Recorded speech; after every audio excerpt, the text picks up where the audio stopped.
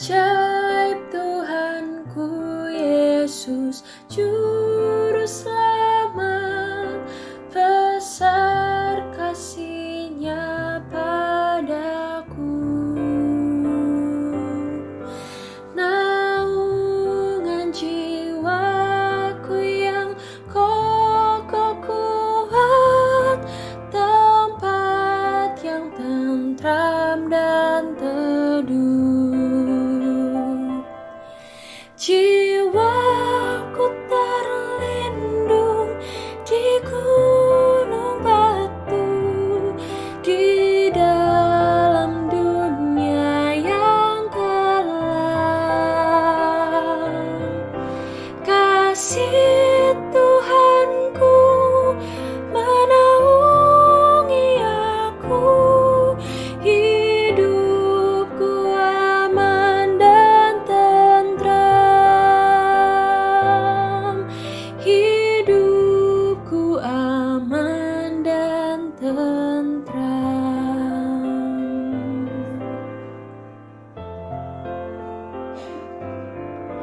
Ajaib Tuhanku Yesus Juru Selamat, diangkatnya tanggunganku.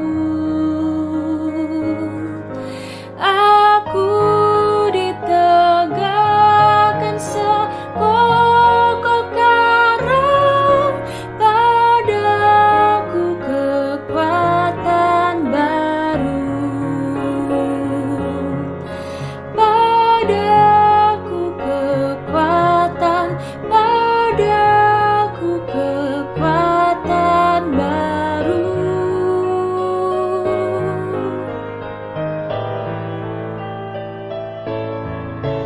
Berkatilah kita henti-hentinya, saat terlimpah di kalbu.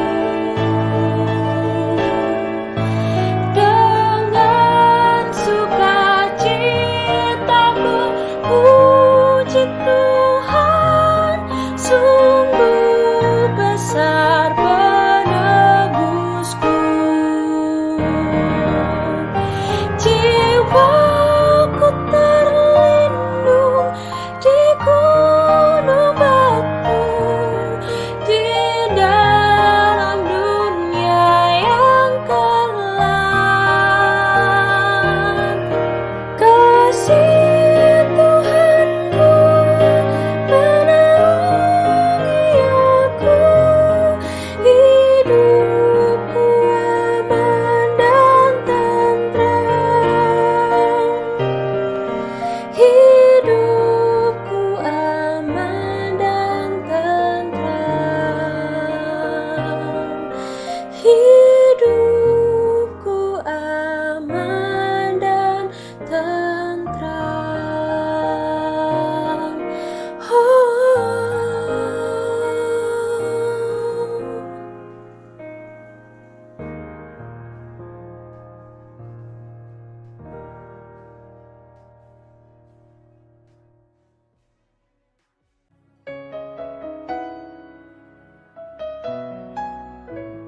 Pada hari ini kita akan belajar dari peristiwa kelahiran Yohanes yang kemudian disebutnya dengan Yohanes Pembaptis, anak dari Zakaria dan ibunya bernama Elisabet. Ada 3 hal yang penting yang menjadi pelajaran bagi kita dalam peristiwa kelahiran Yohanes. Mari kita membuka kitab Lukas pasal 1 ayat 57 sampai 66. Kelahiran Yohanes Pembaptis. Kemudian genaplah bulannya bagi Elisabet untuk bersalin, dan ia pun melahirkan seorang anak laki-laki. Ketika tetangga-tetangganya serta sanak saudaranya mendengar bahwa Tuhan telah menunjukkan rahmat-Nya yang begitu besar kepadanya, bersukacitalah mereka bersama-sama dengan dia. Maka datanglah mereka pada hari yang ke-8 untuk menyunatkan anak itu. Dan mereka hendak menamai dia Zakaria menurut nama bapaknya. Tetapi ibunya berkata, "Jangan, ia harus dinamai Yohanes." Kata mereka kepadanya, "Tidak ada di antara sanak saudaramu yang bernama demikian." Lalu mereka memberi isyarat pada bapaknya untuk bertanya nama apa yang hendak diberikannya kepada anaknya itu. Ia meminta batu tulis, lalu menuliskan kata-kata ini, "Namanya adalah Yohanes." Dan mereka pun heran semuanya. Dan seketika itu juga terbukalah mulutnya dan terlepaslah lidahnya, lalu ia berkata-kata dan memuji Allah. Maka ketakutanlah semua orang yang tinggal di sekitarnya, dan segala peristiwa itu menjadi buah tutur di seluruh pegunungan Yudea. Dan semua orang yang mendengarnya merenungkannya dan berkata, "Menjadi apakah anak ini nanti? Sebab tangan Tuhan menyertai dia." Nah, Bapak Ibu Saudara-saudara sekalian, inilah dari kitab Lukas pasal 1 ayat 57 sampai 66. Memperhatikan Lukas pasal 1 ayat 57 sampai 58. Lalu saya ingin bertanya, yaitu bagaimanakah respon dari tetangga-tetangga menyambut kelahiran Yohanes? Apa yang membuat mereka bersuka cita? Untuk selanjutnya, alangkah indahnya dan tentu membuat sukacita kita melimpah apabila apa yang terjadi pada kita membuat orang lain bersuka cita, seperti halnya kelahiran Yohanes ini. Mari kita menyimak dan menyelidiki Lukas pasal 1 ayat 59 sampai 64. Apa yang terjadi pada Zakaria sesudah ia memberi nama Yohanes pada anaknya? Apakah saudara-saudara bisa membayangkan bagaimana bahagianya Zakaria? Tuhan Allah membebaskan Zakaria dari hukuman dan membuat Zakaria bisa berbicara lagi. Haleluya. Tadinya selama Yohanes di dalam kandungan ibu Elisabeth ini dia bisu, sebabnya dia tidak percaya apa yang dikatakan oleh malaikat.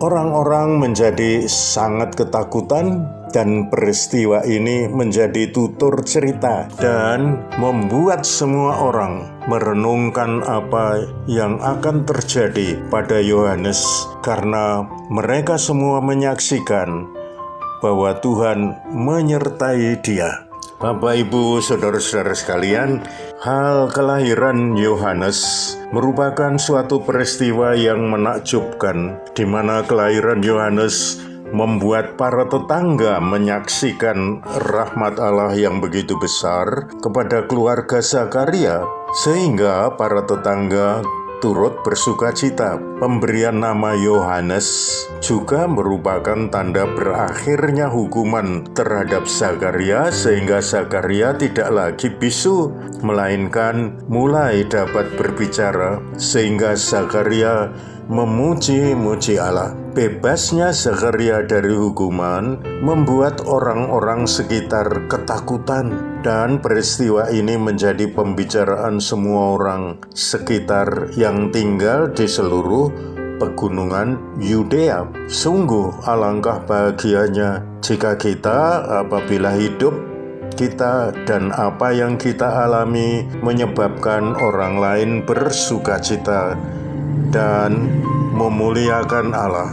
Puji Tuhan. Nah, Bapak, Ibu, Saudara-saudara sekalian, ketika seorang bayi lahir, ia dipenuhi dengan harapan akan pertumbuhannya yang baik, masa depan yang baik, berkat yang dibawa bagi keluarganya, dan lain-lain. Selain orang tua selalu memberi nama pada anaknya dengan harapan kelak menjadi manusia yang benar, yang paling tidak sesuai dengan namanya. Zaman dulu kebanyakan nama orang sederhana dan pendek, misalnya Soeharto, Wagimin, Hartini, dan lain-lain. Zaman sekarang jarang ditemukan nama anak yang sederhana dan pendek. Banyak orang berpendapat bahwa nama dapat mencerminkan jati diri orang tersebut dan gambaran seluruh hidupnya juga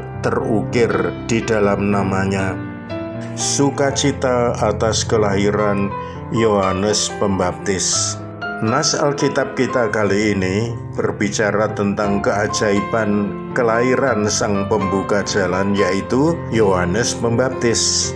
Hari kelahirannya menjadi hari yang sangat membahagiakan bagi Elisabet karena hilangnya rasa malu atas kemandulannya. Ayat 58 menyatakan ketika tetangga-tetangganya serta sanak saudaranya mendengar bahwa Tuhan telah menunjukkan rahmat-Nya yang begitu besar kepadanya, bersukacitalah mereka bersama-sama dengan dia. Tuhan telah menunjukkan rahmat-Nya yang begitu besar kepada Elisabet. Para tetangga dan keluarga yang mendengar hal Elisabet mendapat anak dianggap sebagai tindakan Allah yang menunjukkan rahmat-Nya. Mereka berdatangan untuk memberikan selamat dan turut bersukacita atas rahmat yang besar bagi Elisabet dan Zakaria. Kelahiran seorang anak bagi Elisabet dan Zakaria pada masa tua mereka membuat orang melihat bagaimana Allah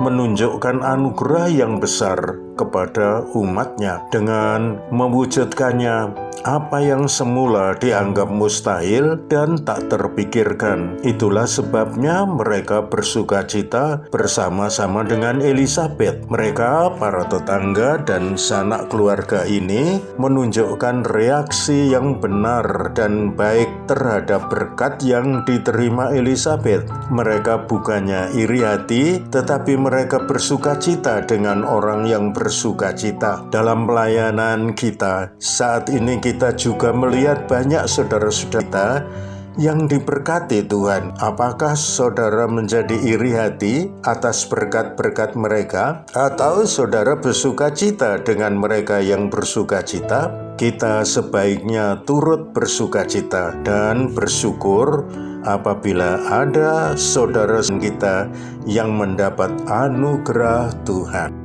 Terima kasih Bapak Ibu Saudara-saudara sekalian, sampai di sini dulu dan terima kasih atas perhatian.